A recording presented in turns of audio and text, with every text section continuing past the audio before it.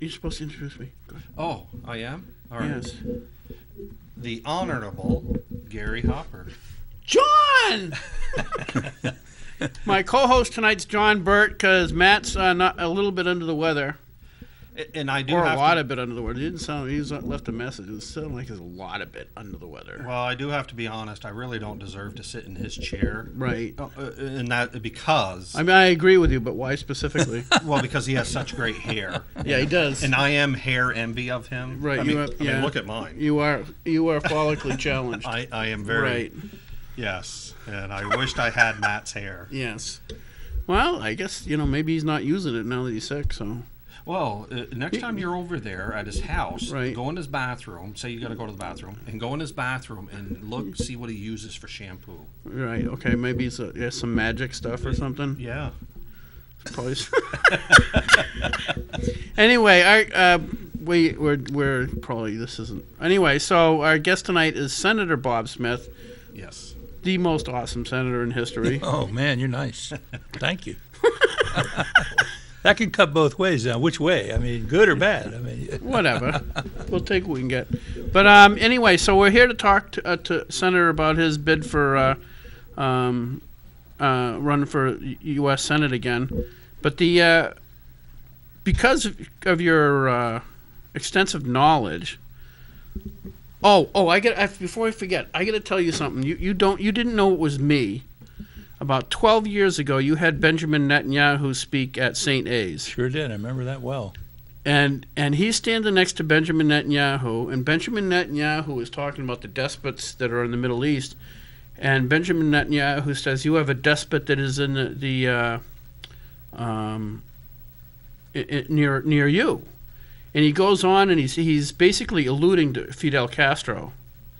Okay, and he goes on and starts giving all these descriptions of him and descriptions. And he doesn't say his name, so I yelled out, "You mean Bill Clinton?"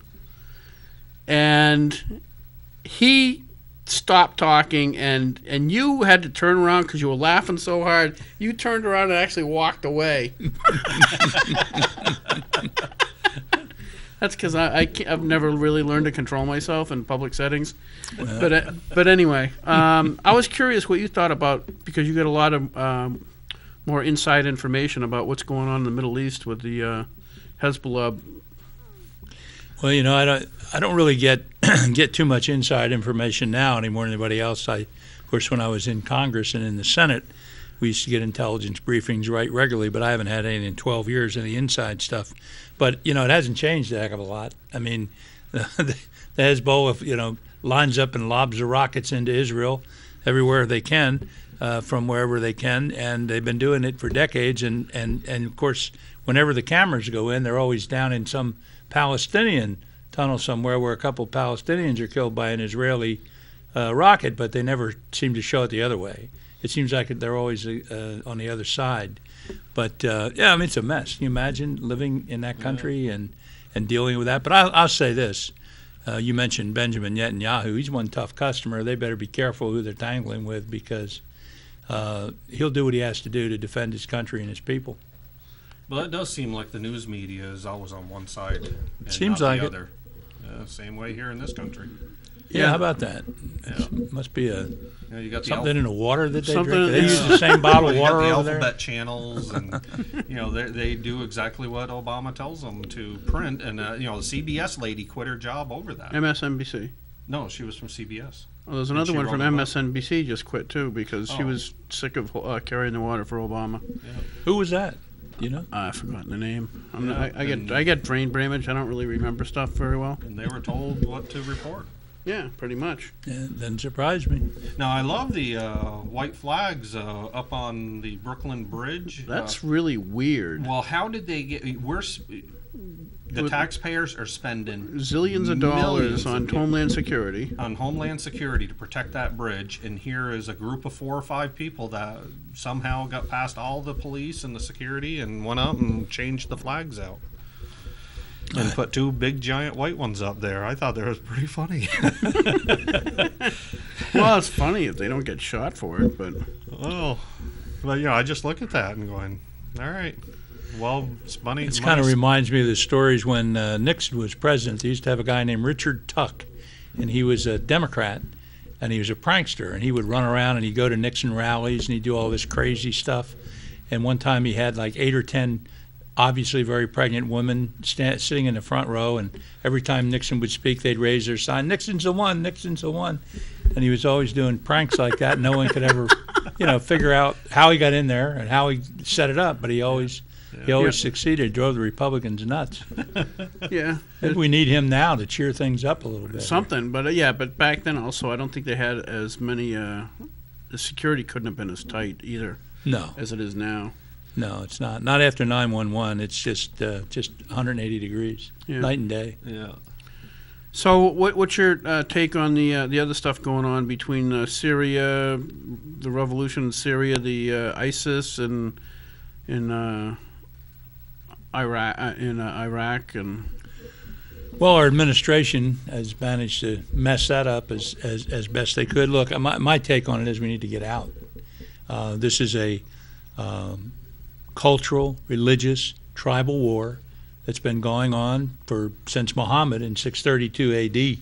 When he died, and it hadn't changed. I mean, it's still the same. There's no boundary, no state boundary, if you will, and they've been fighting with each other with rocks and sticks or guns or whatever they can get their hands on for all these centuries, and to bring us in and stick us in a ground war with boots on the ground, and try to nation build, to try to plant democracy in a country or countries that have or region, better put, that have absolutely there's no training, no history of this, and they don't know how to accept it, and it's just not working. And so we keep spending blood and treasure in an area that.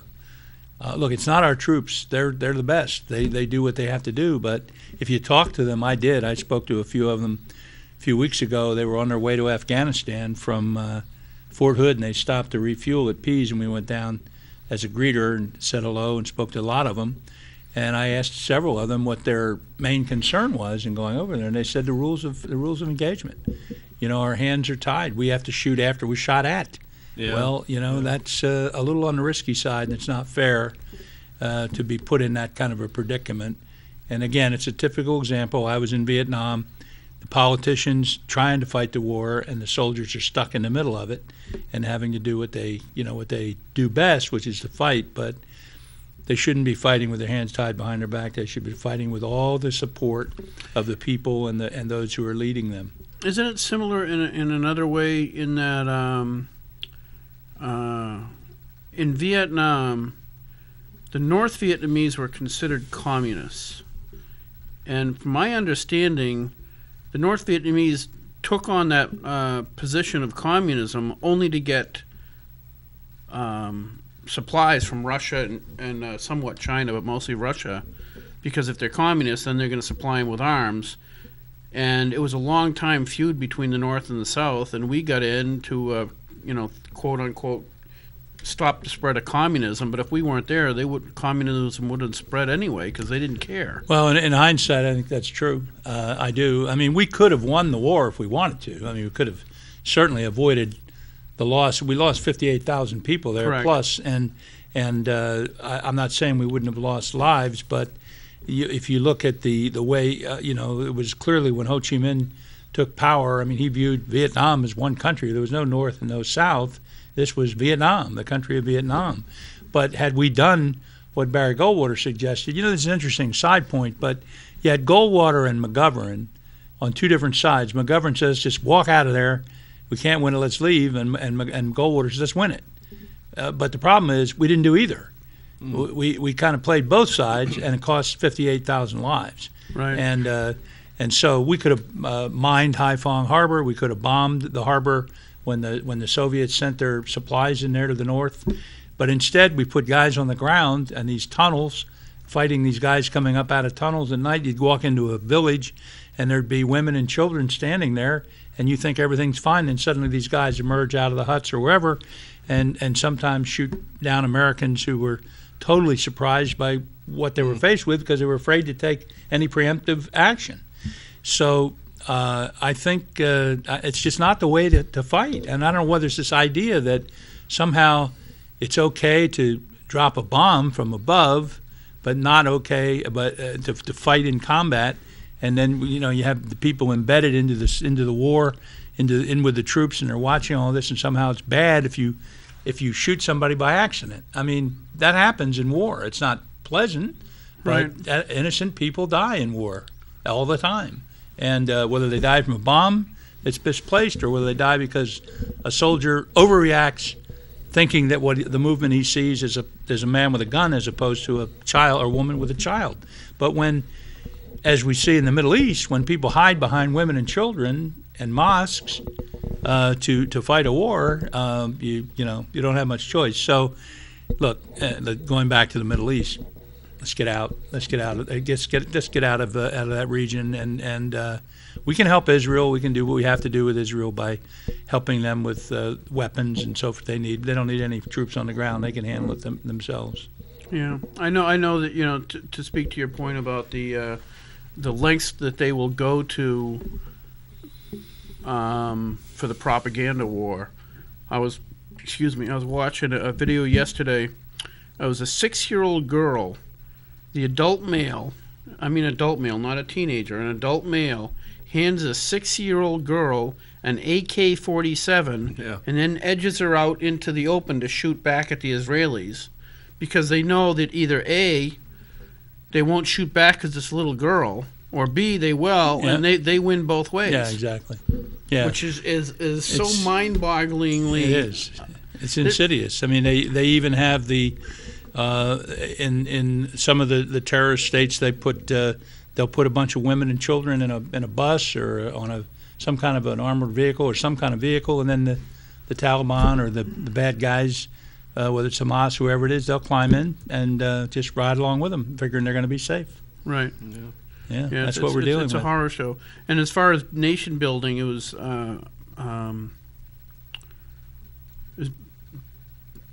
John Adams said that the Constitution we give you is only for a moral country.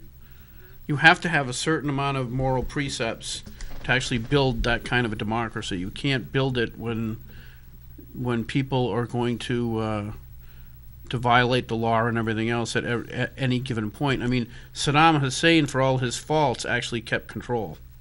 He did. Yeah. Saddam Hussein, for all his faults, was able to allow a group of Christians to live there forever without being molested by the Muslims. This is this Sunni Shiite conflict again, without the current state boundaries. I mean, this is what's been going on for centuries, and there's just no way to win that war. It's just not winnable. But your point about what John Adams said is so true, and a lot of times it's forgotten. Is that our whole country, who we are morally, spiritually, politically, is all about that. If no one wants to talk about it today in this society, it's politically incorrect. It might offend somebody. To talk about how the founders looked to the spirituality of the writers, Hobbes and John Locke, and so many of the writers that they looked to create this country. And then, of course, the Mayflower Compact, when the Pilgrims came over and wrote that, just a pact among themselves to govern themselves. And then from that came the Declaration of Independence, the Articles of Confederation, the Constitution. These documents have great history, and it was all about respect for a deity, a god, somebody who has designated that this was who we are, that this nation is founded under God, and it was never meant to say that there should be a division between God and the state. It was a matter that God helped to set up the state, but there should be no single religion. Right. That was what the founders meant, and unfortunately, that's been distorted quite well. Well, I just went and saw. I had to go to Concord because for some reason Hooksit's not showing the movie. But am I allowed to say the movie name? Yeah. Why? Yeah. I went and saw America. I've heard a lot about it. I haven't seen it yet. Well, at first, not to give the show away, but the movie away. But at first, I'm thinking I'm sitting in a liberal, a Democrat movie theater, watching the Democrat movie, and I'm like, because they're beating up America. But then they show what would happen if George Washington got shot and America never existed. Yeah. And I'm like, oh my God. Do we know how? This is an excellent movie. I recommend everybody I'm going to to go see it. it. I don't think people realize how close we were to Yeah. that. I mean, Washington at the Battle of Trenton, that pretty much was the turning point. And that was 1,000 Hessians. Yep. It wasn't like it was some huge victory. It was a 15-minute battle, and it was over. But it was the surprise, the fact that the Hessians were sitting around celebrating Christmas at Trenton, and he surprised them with an attack, and suddenly here's Washington's army coming out of the woods, out of the wilderness, out of the snow and the cold, and then right quick down to Princeton for another win, and then Battle of Monmouth and other victories that came in rapid succession, and suddenly we were back. But when they were sitting out at Valley Forge in the winter of '77 and freezing to death and no food, no shoes, it was no clothing. And yet somehow it was something that held them together, and it was a spirit, a belief, a cause, which is what we need now. We need that kind of spirit and cause, if you will, to rally us together to win, to win back our country. Well, I look at all the people that are protesting the market basket situation. There was thousands in this parking lot, and I thought to myself, I put it on my Facebook, I said, my God, here's what I feel is Obama destroying our nation and his people. Why can't we get those people to protest against that? Which is more of a tragedy than, the CEO of Market Basket losing his job. I know. Well, look at the employees. They're standing behind him, though. Oh, yeah, they are. They absolutely are. And that's democracy. Them. Yes, sir. But I think it's because it's not personal. With the Market Basket thing, they have... I think that's one of the problems we have in our society. We have basically delegated so much more and more and more authority to Washington, D.C., people feel they have less and less control over it.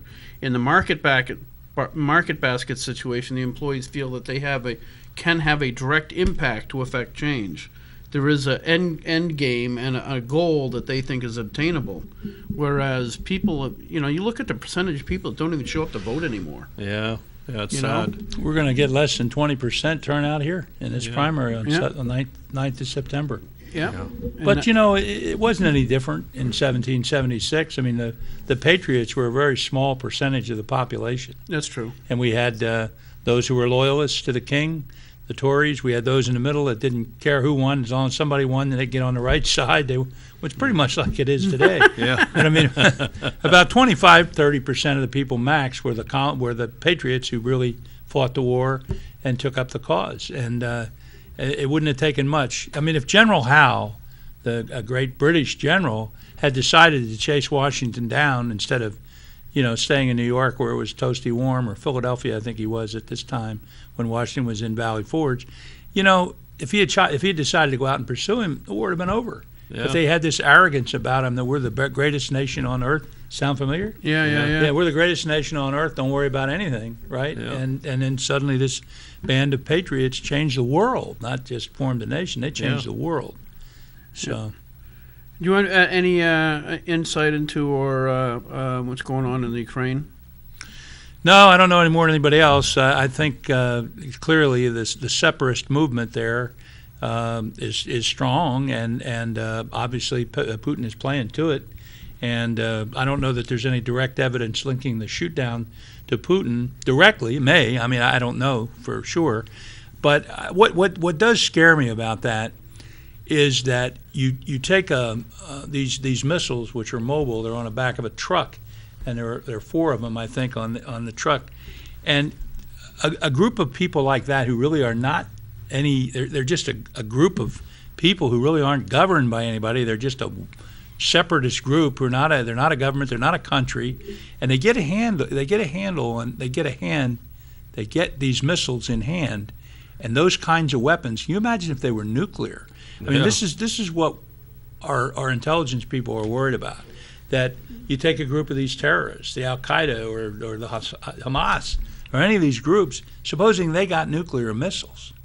They got rockets, but if they get the nuclear warheads, I mean, now we're really dealing with it. And so these people had the capacity to shoot down a commercial airliner. And maybe they knew what they were doing. Maybe they didn't know what they were doing. In either case, it's still bad. And, I mean, that was bad, horrible that one airliner would be shot from the sky by a missile like that, but with that sophistication. But how about if they get nuclear warheads on them, they start shooting them into God knows where, Israel or wherever. Yeah, there is not. It seems like in a lot of these conflicts, there's so little regard for humanity. I mean, somebody pointed out I think it was today, that the difference between Hamas and Israel is Israel already has nuclear weapons and all the weapons it wants. If it wanted to wipe out Hamas, it could do it tomorrow. You know, it could wipe out the whole Gaza Strip if they melt it, for all intents and purposes. But they don't. They try to do a measured attack to try to do as little collateral damage as possible, but still remedy the situation. If the circumstances are completely inverted, and Hamas had all that weapons, they would have wiped out Israel. Yeah. Well, they don't. They claim they don't have a right to exist, and how do you combat that? Right. I mean, Well, hasn't who's the Iran leader, Ahmadinejad, or however you pronounce his name? he's gone now, isn't he? Right, Ahmadinejad, he's gone. I think. But I remember him on the news. Yeah. He says the second we have nuclear, they're heading. There was no Holocaust either. Yeah. Yeah. Yeah. I mean, you know, we're dealing with people who, I don't know. I mean, how do you explain? I think blowing up the world would probably be something they'd all look forward to doing. They could care less. Right. Yeah. And I mean, when you're dealing with that, I mean, you know, in World War II, you could talk about a nation, the nation of Germany. The enemy, Adolf Hitler, was in Berlin, or in Japan, the enemy was in Tokyo. We knew where they were. We knew the country, the boundary, the location, the center of operations. We knew where the enemy was. Now it's so insidious that it can be anywhere. I mean, there are countries who defend and protect these terrorists, but they're not countries. They're just no boundaries, no state lines. So it's very difficult. So so it's like our border and with Mexico. Well, yeah. You know, boy, we laugh, but I'll tell you something. This is really scary. I mean, this man, President Obama, is just literally breaking down. Yeah. It's broken down. He's broken down the border to the United States of America. Yep. I mean, he really has. We don't have a border. Some people say it's porous. It's not porous. We don't have one. I mean, why are these children, and to use kids as pawns makes it's even more onerous, but why do you think these kids are being sent by their parents hundreds, sometimes even as much as 1,000 miles from point A to point B, from the country of origin to our borders? Would they do that if they didn't know somebody was there to pick them up? You know, when you send your kids to Florida to go visit Grandma and Grandpa at Disney World or whatever, you know they're going to be waiting for them at the plane. Yep. This is what's happening here. Obama knows these people are coming. This is a created crisis, and when these people get here, they're being dispersed. They're not being, for the most part, stopped and held at a location on the border. They're being dispersed throughout America. We don't know where they're going. Well, but Governor Patrick and Governor Hassan Hassan. Yeah, welcome aboard, they say. Well, but they don't know nothing about it. They, when they're confronted, they're, geez, what? There's an airplane? Yeah. With, Believe me. They don't know. Well, we don't have any They know. in New Hampshire yet.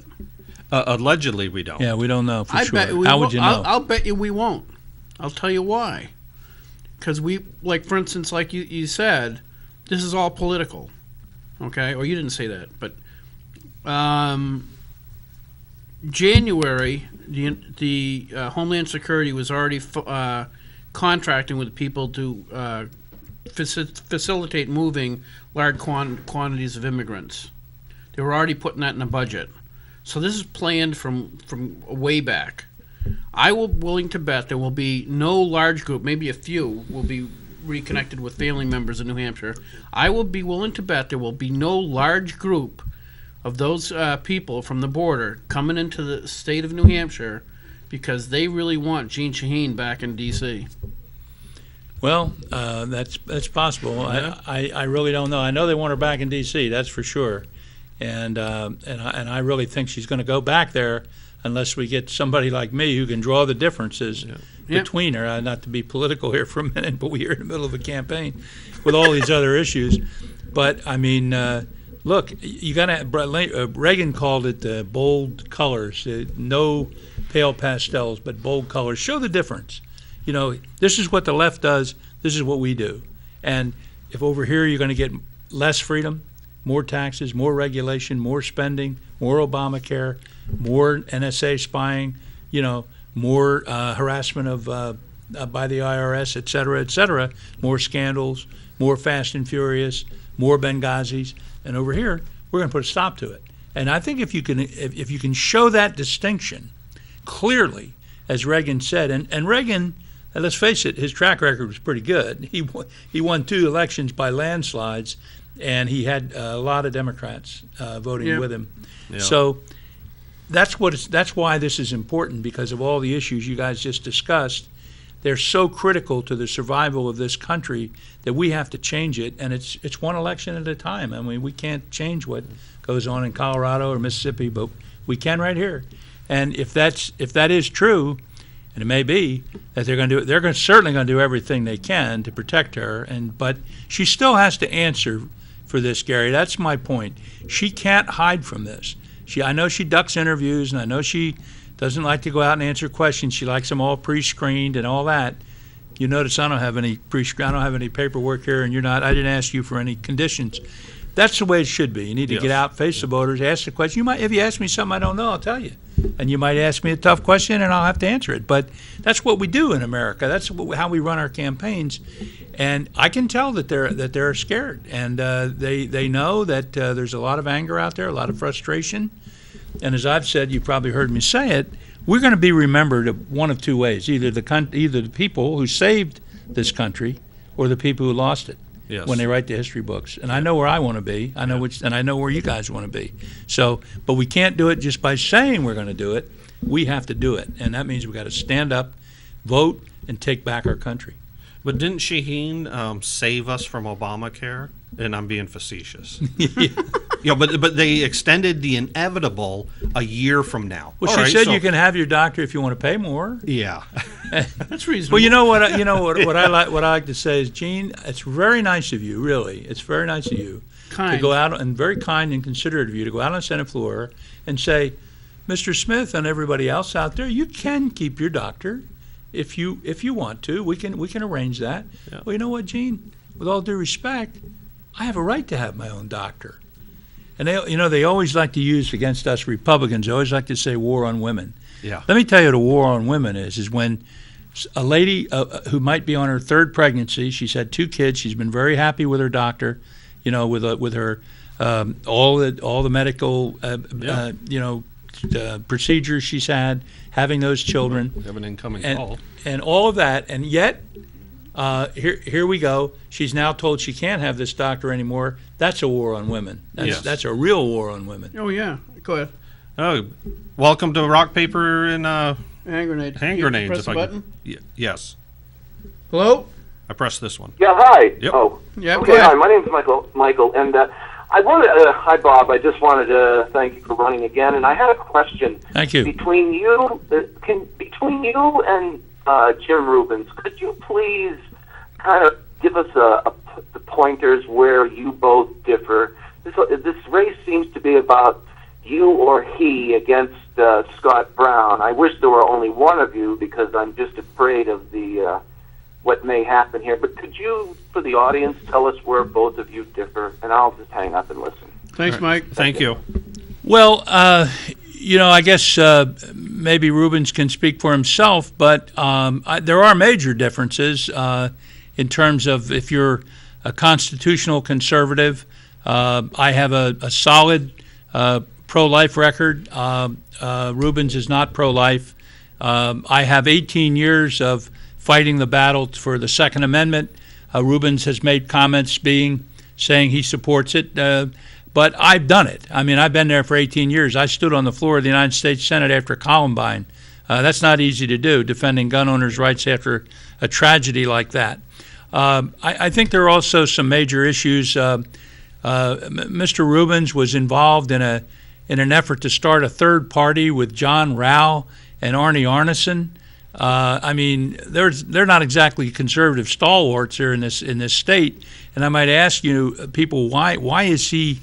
What is going on here? And he has in the past supported a carbon tax on fossil fuel, which would drive the cost of fuel and energy up. It's all a crock anyway. He's backed up a little bit off of it, but the still point is he has said that he supports it, but he didn't feel it was politically expedient right now to continue to support it, so he's backing off a little bit. He's written a book called Over Success, which really is pretty bizarre in my view. I mean, you asked me for the distinctions. I'm not trying to attack Jim. He is who he is. But his book speaks for itself. And in this book, I mean, he talks about how one of the problems in America is that we dream too much. We want to be successful. But maybe we don't have the capacity to be successful. Therefore, that's not good. Well, I don't know anybody who achieved anything great, whether it's Dr. Jonas Salk, who came up with a cure for polio, or some kid who just decides he wants to be a big league ball player and works hard at it. We've seen people with debilitating illnesses who have come back from those illnesses and become actors and athletes and you name it. That's what America's all about, is just, I can do it. I can do it. It's that drive, that drive to be successful. That's what makes America. That's why we went to the moon. I mean, that's why we're exploring outside the solar system right now with the Voyager. This is who we are as Americans. This is why we scaled the cliffs in Normandy. I mean, because of the belief that we could do something beyond our means. It's so bigger than us that we can do it, and we drive ourselves to do it. That's a good thing. That's not a bad thing. And yet he's got a 500 or 600 page book about why over success is wrong. When you get into there are just major differences in terms of backgrounds. I mean, Jim came from an era that was different from mine. I served in Vietnam. Jim was in a commune. I mean, I'm not saying you don't change views, but that's a difference. And so, I mean, we go on and on. There are major differences between us. I think I've outlined many of them. The idea that he has talked about in his book that we should have public financing and therefore we can pay for Nancy Pelosi's campaigns, or she could pay for mine. I don't think she wants to pay for mine. I certainly don't want to pay for hers. And and the other thing too, he talks about the fact that he doesn't like the fact that money plays such an important role in politics. I don't like it either.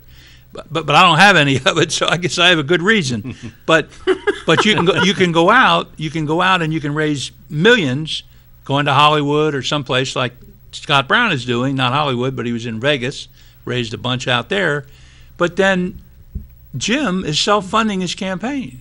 I mean, I raised 5 or 6 times as much money as he did in the last quarter, but he put his own money in. So if money is a problem in politics, I think it's speech. I might not like it, but I don't like the fact that Scott Brown's got more money than I have. But I also know that it is free speech to be able to donate and use it. But it's also I also know for a fact that money doesn't vote.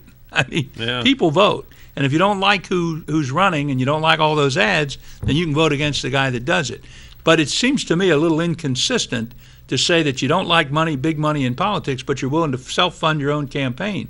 So now we draw the conclusion that people with big money and people who have their own money, you can either raise it in Vegas or places like that, or you can put your own in. Either way, if that's bad, then what's the difference between getting the money from Vegas or putting your own money in? Either case, it's big money, and I think, honestly, I like the grassroots style. If people like to support you, they'll give you $20 or $30 or whatever, and that's the way it should be. We're doing a big grassroots event, a concert. We're calling it the Freedom Concert with the Confederate Railroad. And you know what it is, really? Yes, it is to help the campaign, but it's also to thank people, good people who really work hard out in the trenches, even if people are on some other campaign. I'd invite them to come. I mean, it's $20. You're going to see a good fireworks display. You're going to see a great band, and you're going to have good food, and Wait. we'll have fun. We're state representatives. What kind of food? Right? Yeah, I've never yeah. seen any kind of food you guys didn't like. I'll tell you. Whatever, bring it on, bring it on. So anyway, yeah, it's Rochester on August 29th, and here I'll sound like a salesman here, but you can get your. Can I say this? Or is that, yeah. You can get your tickets by calling 606-1581. That's our office, and we'd love to have you sign up to come. It's going to be a good time. You Now, know, what's your website and stuff so they can connect on that? yeah, you can also connect with it on there. Bob Smith for USSenate.com. And it's funny, I talked to one of the guys in the Confederate Railroad the day before yesterday, and he was telling me they're driving 1,800 miles nonstop from Chattanooga, Tennessee, to come here to do this concert, and they're not charging me. Wow. And, you know, I asked him, I said, why are you doing that? He said, you know, because I'm a liberty guy. I love freedom. We're from the heartland of America. Yeah. We are freedom lovers. And I said, you're going to have some hardcore freedom fighters here. He said, good. They're my kind of people. And so they're excited, and I'm excited to have them. And they're also going to be in Lancaster, New Hampshire the next day. But we're not going to talk about that event. Yeah. Let's talk about this one. Yeah. So when did you? I know you had a appointment at 7, so I don't want to. Yeah, we can. What time is it? 20 off. Yeah, I can hang on for a few minutes. Okay. Unless you got something else you want to No, get rid of me, I'm okay. No, I just didn't want you to miss your stuff. That's okay. We can get back. It was nice enough for you to come on, so I don't want you to mess you up. Yeah, as far as the difference between Jim Rubens, and I've worked for a long time with Jim Rubens on trying to prevent gambling to come into the state, and he's done a great job. Yeah, on yes, it. I give him credit for that. Absolutely. But I like Jim Rubens. but the fundamental distinction between Jim and you is, or there's a couple big ones. One is Jim is pretty socially moderate. Well, I'm a conservative. I don't, with all due respect to Jim, I don't think he is, and I'm the only conservative in the race. I'm the only 100% party platform guy in the race, and I think it's that's the choice for the voters to make. I mean, who is the best person to make that distinction? If you think about Rubens and you think about Smith, if you're standing up there against Shaheen, if you don't want Brown, you stand, and he certainly can't make the distinction. So is it Smith or Rubens who's going to stand up there and show you the difference between who we are as a party and what we believe and what Shaheen believes? I think the answer is pretty obvious if you look at my record and what I've been talking about. No, yeah, you've been in the trenches fighting for conservative values for a long time. And I know a lot of people compare the differences between Shaheen and Brown. And on Facebook, they're saying there's not a lot. There isn't a lot. I mean, he's just Shaheen light.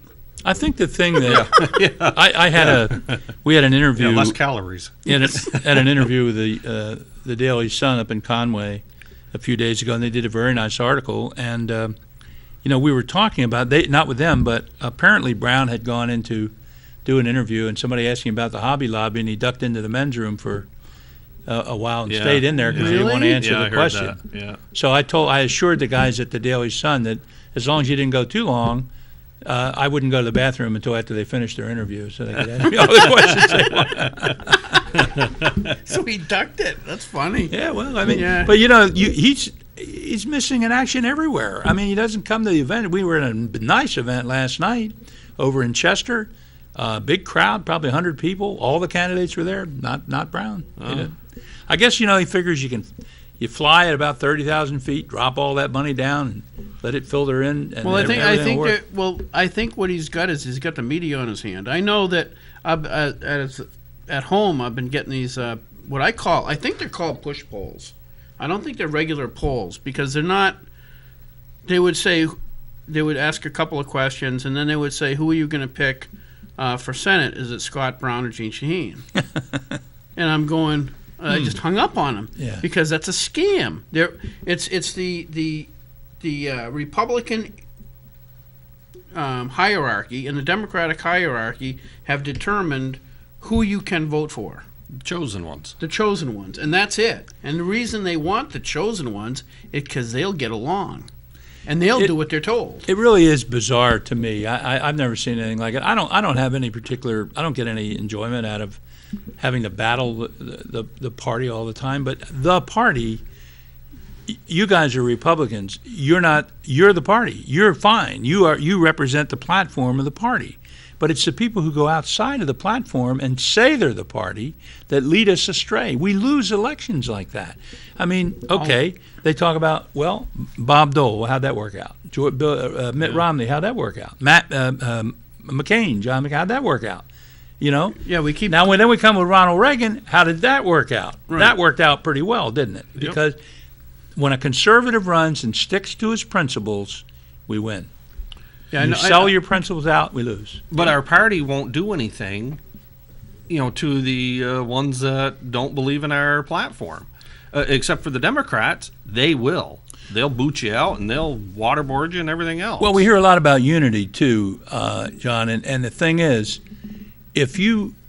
what do you unify behind if a guy wins who's pro Dodd-Frank, which is pro regulation of strangling business, he's anti-gun, he's anti-life, he votes with the Democrats more than the Republicans. We can argue about the nut percentages, but he did. In his last year, he voted more with Obama than he did with his own party. And yet, he wants to run for the Republican nomination. He was defeated soundly in Massachusetts after winning with the help of the Tea Party, and then the Tea Party... Then he turned his back. Then he turned his back on the Tea Party and got trounced. And now he's coming up here to run in New Hampshire. I don't think it's selling.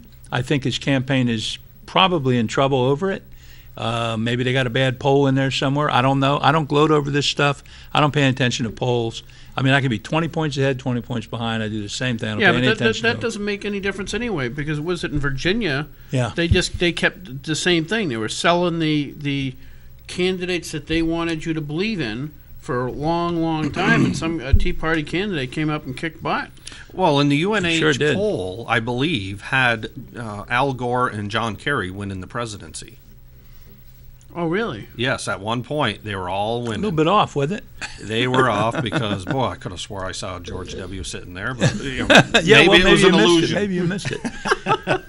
There's I don't know if I've heard this as folklore, and I don't want to speak to it. I don't know. I can't verify it. I never checked it. But allegedly, when Gordon Humphrey won in 1978, when he beat Tom McIntyre had like a 14, 15, 16-point lead in the polls, and Humphrey came out of nowhere and defeated him. Yeah. And somebody a week or so later said to McIntyre, well, Senator McIntyre, what happened? I mean, you were 14 or 15 points ahead in the polls, and you lost. He said, hey, I just took a poll yesterday, and I was still winning. So, I think it's probably a joke. Well, that's actually true, because if you go around today and ask people, did you vote for Romney or Bush, they'll all say Romney. Yeah. Yeah, well, some of that stuff that they do, a man on the street with Leno, that's pretty scary stuff. That's wicked scary. We did do a poll one time when I was in office years ago. We were running, and I think at the time Clinton was president, so it would have been Clinton and Gore. Gore was the vice president.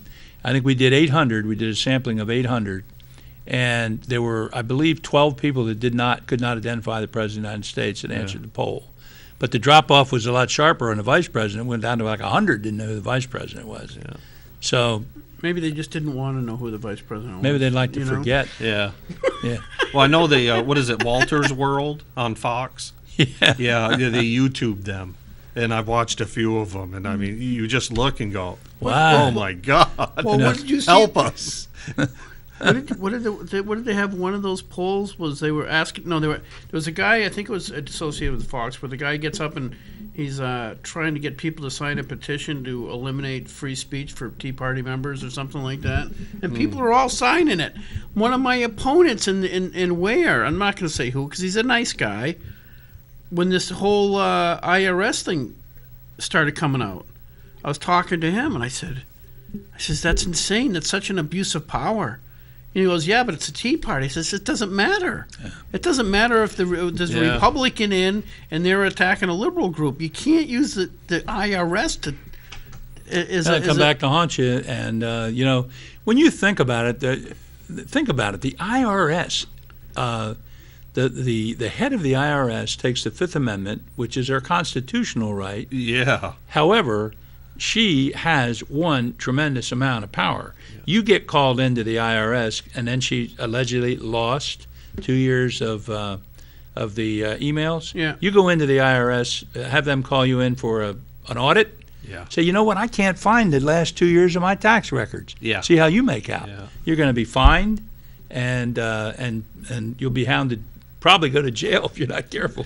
Yeah. Well, So, but that's a tremendously powerful position, and to use that and abuse that, it's like a judge. I always hate it when I hear a judge is corrupt, because those judges, I mean, when they got that gavel in their hand, I mean, they're omnipotent. I mean, you just don't mess with a judge in courtroom. Right. And when they're dishonest, that is the ultimate betrayal, and I think that's true with the IRS as well. Well, I felt like when you get back up there, I'd like to see some sort of, I don't know if it would be, I think it would have to be a law, but the law changed so that if any member, head of any agency or member of any agency, when asked directly about what they were doing in their job, pleads the fifth, that's reason for immediate dismissal. Yeah, I would certainly agree with that. I mean, it's just not consistent. You are innocent until proven guilty, but on the other hand, you are also a government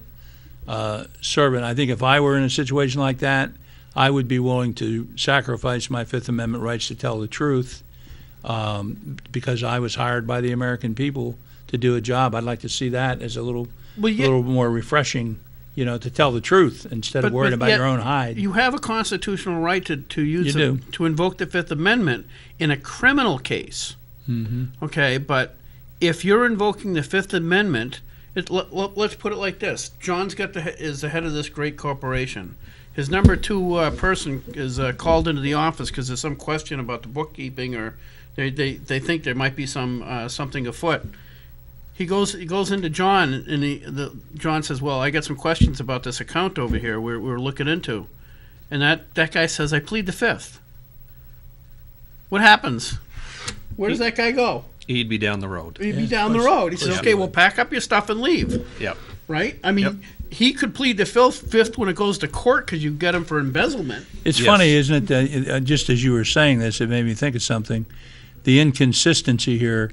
You can call on the Constitution when you need it to save somebody's butt in the administration, but you can't call on the Constitution on some of the issues that are way over unconstitutional, such as Obamacare, such as IRS harassment, such as spying on our internet and on our cell phones, and on down the list, and not to mention the government agencies that aren't even legal under the Constitution that have been created and grown.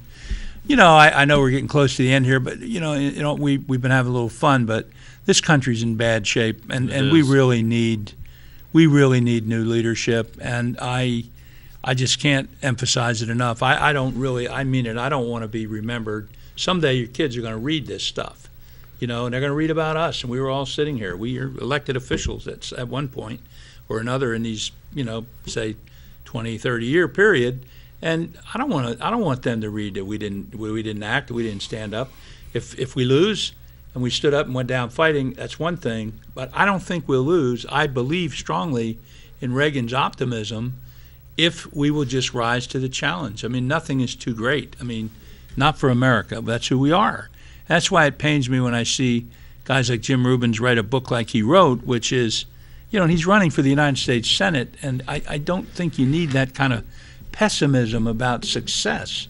Look, if you're wheelchair bound, you're not going to be a Major League Baseball player. We understand that. Yes. But to dream, to want to be an astronaut, and maybe you got a physical limitation. I know people that have 20/20 eyesight that was corrected so they could fly military aircraft, for example. Yep. People, if you really want to do something and strive for success and to be better and to make your country better, man, you don't want to be talking about thwarting that. You want to be encouraging it. Yeah. The one thing I wanted to tell the viewers is, I don't know how many years ago, 10 years ago or 12 years ago, I was talking to a constituent in Ware who was associated in a company that did military contracting. And bear in mind, this was all Republicans up that represented New Hampshire at that time. He said to me, privately, he said when he would go to Washington to try to negotiate contracts or encourage people to buy stuff from New Hampshire, every other delegate that we sent to D.C. would not even talk to him unless he had his checkbook open. The only exception was Bob Smith. And Bob Smith is definitely, a guy of the people and has been fighting the fight for a lot longer than I have. And I think that's one of the service that I had. I think that was the thing I was the proudest of. I mean, when people would ask for help and need help, and we could do it. I asked you for psychiatric help, and you didn't help me. I didn't? No. See, it's funny because you needed it too. I'm sorry. I should have. Well, it looks like somebody's waiting for you. Well, we got a meeting, but we can, if you guys can run the last few minutes by yourself. We only got like a minute anyway. Yeah, we can run it. We'll finish. And it's fun to help, to be able to help. When people walk up to me and say, "Hey, you nominated my kid to the Naval Academy," or you helped my dad get his Purple Heart medal that he earned in World War II. I didn't give it to him; he earned it. He just needed to get it. These are things that you're able to do because of the office you hold, and it's a privilege. Sometimes government does work, and it works in the right way, and that's true constituent service. I was also pleased and proud to help a lot of POW families try to get answers. I traveled all over the world to. Yeah, I remember you were fighting that real hard for the Korea. Yeah. One of the most emotional moments for me was coming out of North Korea with those 12 or 13 sets of remains, in these boxes, and they were put in the boxes and they had in the coffins, and they had personal effects, photographs, wallets, pictures of their loved ones, and belt buckles, and all these things. And you look in there and you say, "Boy, these are heroes." These people are heroes. And that was a horrible war. Oh yeah, I mean, it wasted, and so it was just so sad. But we were able to get the North Koreans to turn these remains over with full military. I told them I wouldn't accept them unless it was white gloves, full military honors. These are heroes. That's what we've done for your people. Yeah. If we had your remains, and we expect that from you, and he did it. But I had to listen to a tirade about America for about an hour and a half. But every bad thing that happened, he knew it, But one of the military guys who was with me he was actually an active duty general, but the North Koreans didn't know that. But he said, well, he tried for 2 days to try to make a phone call while we were in North Korea. He couldn't get out. So he said to the guy, well, at least we make a damn phone call in this country, in our country. So, but it was, we ate a lot of cabbage, I can tell you that. What do they call it? Kimchi. Kimchi. Oh, boy. Gosh, that's gross. I didn't eat cabbage for 5 years after I got back. I had speaking of kimchi, I was working at XRE in Littleton, Mass., and there's a couple of Vietnam vets. And they would, for people who don't know, kimchi is basically take a bunch of vegetables, let it rot. Let it rot, basically. Yep. Then they open it up. They would open that up. It would clear the lunchroom out. It was so gross. Yeah. But apparently it tasted really good, or they were just... Well, if you didn't get anything else to eat, I guess it would taste real good. Hey, Senator Smith, thank you very much for coming on the show. You're awesome. My pleasure, guys. I look forward to voting for you in a few weeks. Well, thanks for what you guys do, too. Take care of that arm. Yeah. John, we'll see you. Yes. Do the guys that say something bad, does that thing get lobbed over at them? Yes. Yeah, pretty much. So I'm glad I was on. That thing was very intimidating. Yeah. I wasn't sure if it was loaded.